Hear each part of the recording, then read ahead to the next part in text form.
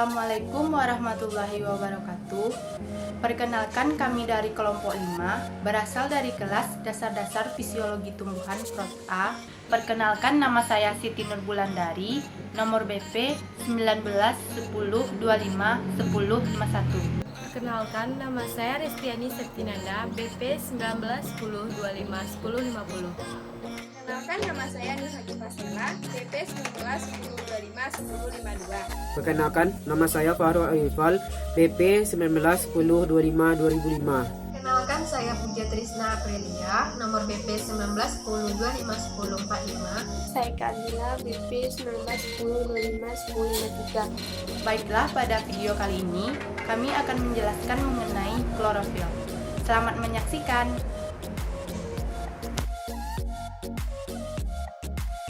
Baiklah, kali ini saya akan menjelaskan mengenai pengertian klorofil, letak klorofil, dan peranan klorofil. Yang pertama yaitu pengertian klorofil.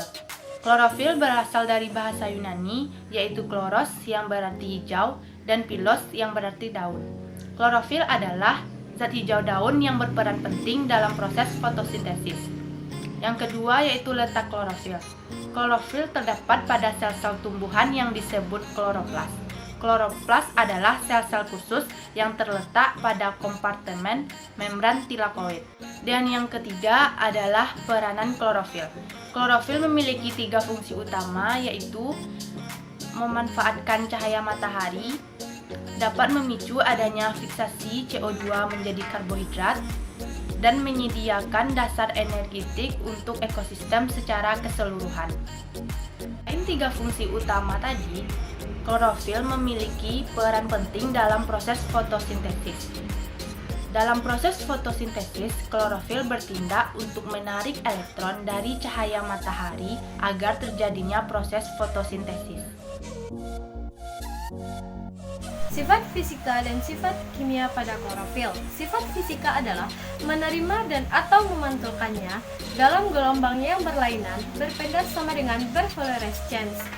Klorofil banyak menyerap sinar dengan panjang gelombang antara 300 sampai 700 nanometer, terutama sinar merah dan sinar biru.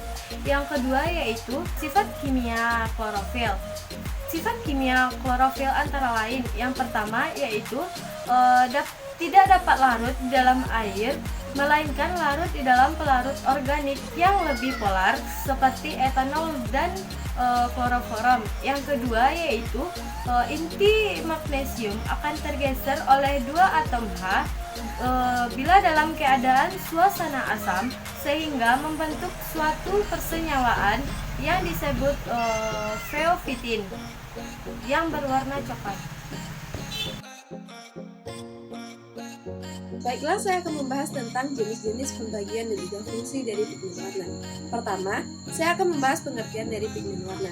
Pigmen warna atau zat warna adalah zat yang mengubah cahaya matahari tampak sebagai akibat dari proses absorpsi selektif dari panjang gelombang pada kisaran tertentu. Pigmen warna terbagi atas 3, yang pertama klorofil, yang kedua karotenoid, dan yang ketiga antosianin. Yang pertama klorofil. Klorofil terbagi atas 2, yaitu klorofil A dan juga klorofil B. Fungsinya, klorofil A berfungsi untuk menangkap spektrum warna merah, ungu, dan biru dalam proses fotosintesis.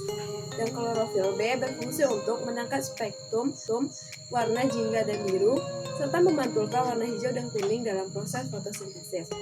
Adapun fungsi utama dari klorofil, yaitu memanfaatkan energi cahaya matahari, memfiksasi CO2 menjadi karbohidrat, menyediakan dasar energetik pada ekosistem secara keseluruhan. Yang kedua yaitu karotenoid. Karotenoid terbagi atas 2, yaitu karoten dan juga xanthofil.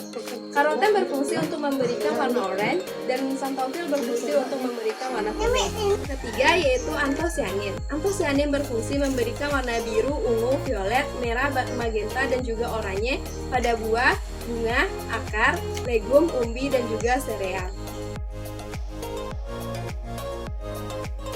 Baiklah, di sini saya akan mencoba menjelaskan mengenai jenis dari klorofil. Yang pertama, klorofil A. Klorofil A adalah klorofil menghasilkan warna hijau biru. Klorofil ini merupakan salah satu klorofil yang ditemui pada seluruh tumbuhan autotrof. Yang kedua, klorofil B. Klorofil B adalah klorofil yang menghasilkan warna hijau kekuningan. Klorofil ini ditemukan pada tumbuhan hijau. Klorofil B dapat ditemui pada ganggang hijau, chlorophyta, dan tumbuhan darat. Yang ketiga, klorofil C adalah klorofil yang menghasilkan warna hijau coklat.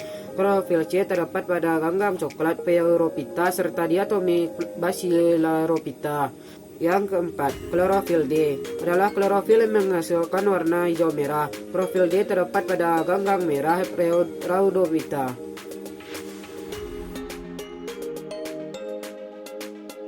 Baiklah, saya akan menjelaskan tentang faktor yang mempengaruhi kadar klorofil. Yang pertama itu faktor pembawaan. Faktor pembawaan adalah faktor genetik yang turut menentukan pembentukan klorofil. Jika tidak ada gen yang mendukung pembentukan klorofil pada daun, maka daun akan albino. Dan yang kedua, cahaya. Cahaya sangat dibutuhkan untuk pembentukan klorofil. Apabila tumbuhan kekurangan cahaya, maka daun akan berwarna kekuning-kuningan atau menunjukkan gejala klorosis pada daun. Pada daun tersebut terdapat protoklorofil. Untuk menjadi klorofil A membutuhkan sinar dari spektrum cahaya yang tampak harus diserap oleh fotoklorofil untuk menjadi klorofil A. Nah, peristiwa ini disebut dengan autotransformasi. Dan yang ketiga, oksigen.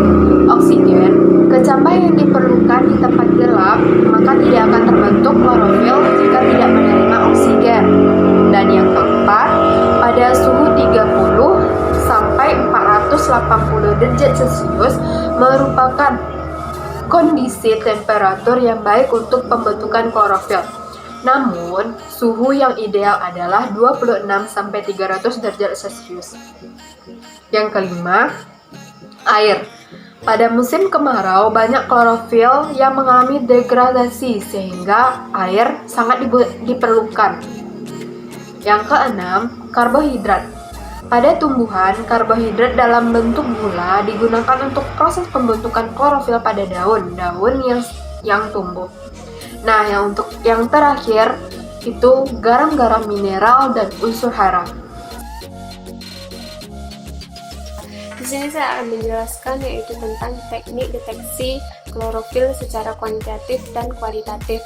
Teknik deteksi kualitatif dapat dilihat berdasarkan warnanya, seperti dengan definisi klorofil, di mana klorofil memberikan pigmen hijau pada tanaman. Jika semakin hijau suatu daun dan batang pada tanaman, maka semakin banyak kandungan klorofil yang terkandung dalam tanaman tersebut.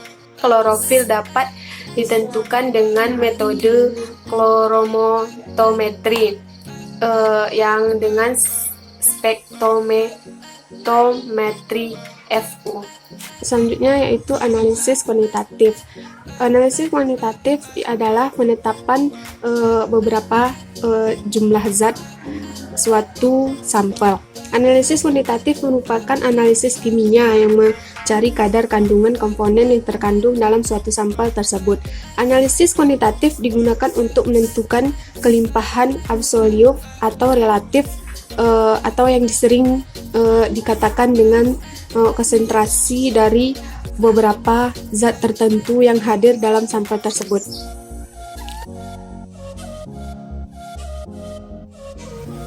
Di sini saya akan menjelaskan sedikit tentang spektrometri.